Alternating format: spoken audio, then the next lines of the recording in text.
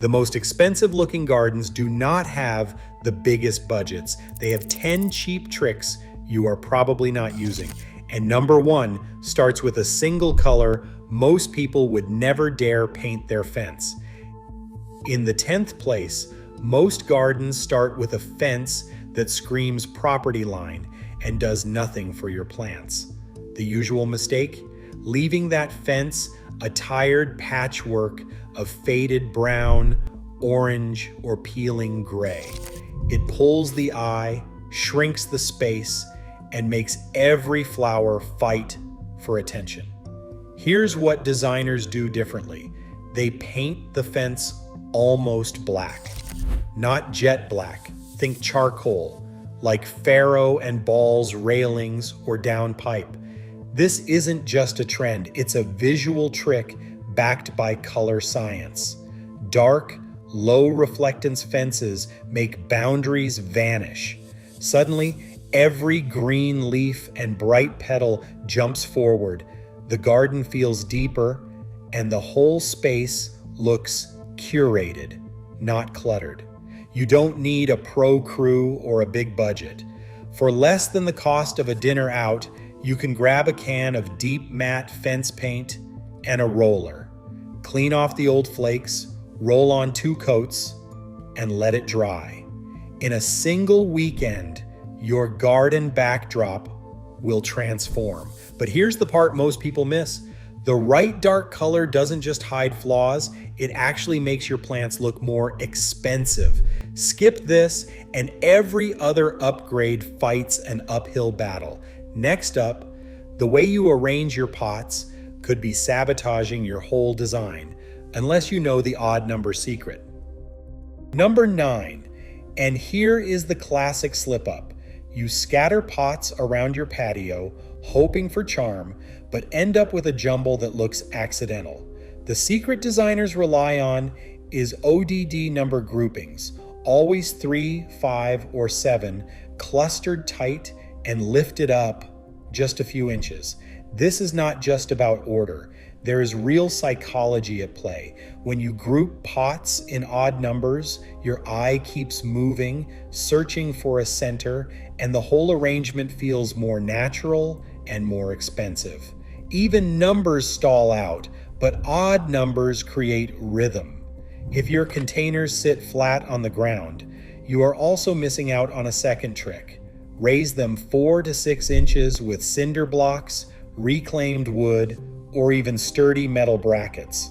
Suddenly, drainage improves, roots stay healthier, and you get a tiered look that feels curated, not cluttered. You do not need fancy plant stands or matching pots. Just grab 3 containers, big, medium, small, stack a few cinder blocks or a scrap of timber underneath, and arrange them in a loose triangle. For under $20, you will get a display that looks straight out of a garden magazine. But here is what most people never realize. Mixing materials or colors in the same group actually makes things look cheaper. Stick to one finish or one color family, and the eye reads the whole cluster as intentional. Do not skip this, because the next mistake is even more common, and it is probably lurking right along your lawn's edge. 8th place, and here's the detail hardly anyone talks about, your lawn edge. Most people let the grass just blur into the beds, or maybe they hack at it with a shovel and call it good. But that rough, wobbly edge is a dead giveaway that a garden has been left to its own devices. Here is what designers and high-end landscapers reach for instead.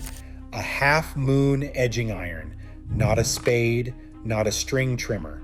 This simple tool, with its curved steel blade, slices a sharp, vertical line between lawn and border in just 20 minutes. The result?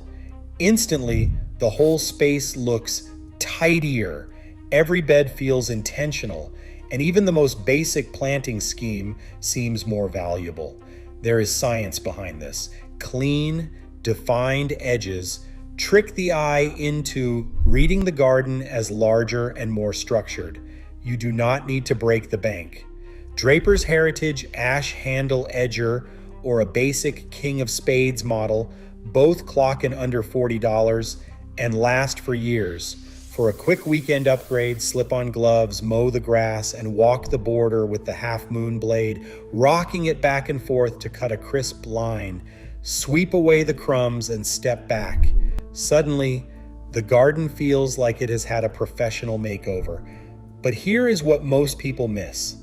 If you skip this step, every other upgrade you try, no matter how expensive, will always look unfinished.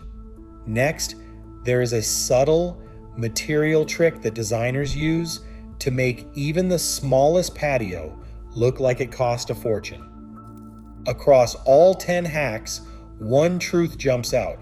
A designer look is about smart choices, not deep pockets. Pick one trick, try it this weekend, then tell me which made the biggest difference. Next time, we will unlock the secrets behind pro-level patio layouts. Hit subscribe for more insider garden upgrades.